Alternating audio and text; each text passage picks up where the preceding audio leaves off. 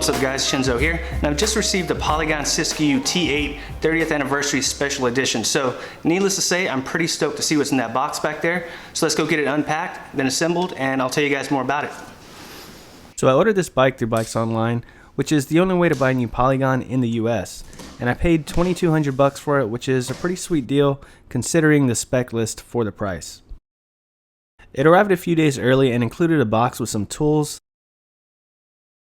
a set of alloy flat pedals, some reflectors that I just tossed aside, and some sweet Rockshox decals.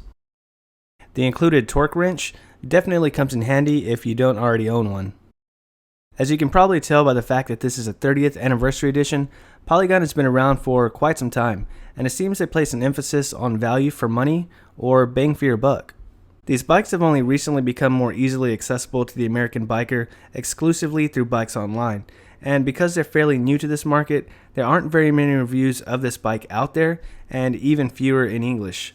So for that reason, I'll try to make this video as informative as I can, and if you have any questions, feel free to leave them in the comment section below. I'll also be putting this bike to the test on the trail in coming videos, so if you're new here, be sure to subscribe so you don't miss out on the adventure. As a relative noob to bike assembly, I was able to put this bike together in about half an hour, and if you've got experience, you should be able to assemble this thing in no time. If you're a noob like me, you can head over to bikesonline.com where they have a curated list of assembly videos to help you get your wheels on the ground. After assembly, I enlisted the help of my buddy David to get the suspension dialed in, as this is my first bike with full air suspension. You might have noticed this Polygon T7 leaning against the wall in the background. I had the unique opportunity to test ride his bike before I committed to the T8, just to make sure the large frame was the right size for me. If you happen to be 5'9" and 180 pounds, I would definitely recommend the large frame size, but for everyone else, you can find a general size chart as well as a more in-depth size guide at the Bikes Online website. After getting the suspension dialed in, I took it out for a quick ride, and I gotta say, this bike feels really good. Just look at that goofy smile on my face.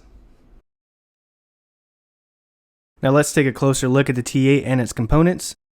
Oh, and by the way, I still need to name this bike, so if you have any ideas, feel free to leave them down below in the comment section.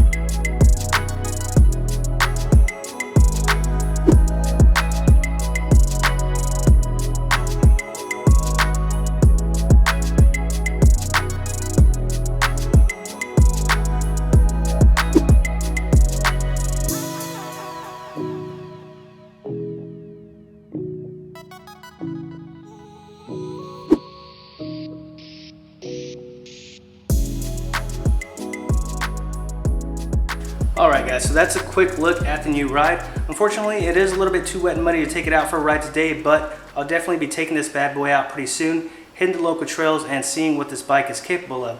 So if you want to stick around for that adventure, be sure to hit the subscribe button, tap the notifications bell, and as always, thanks for watching, stay stoked, and I'll see you in the next one.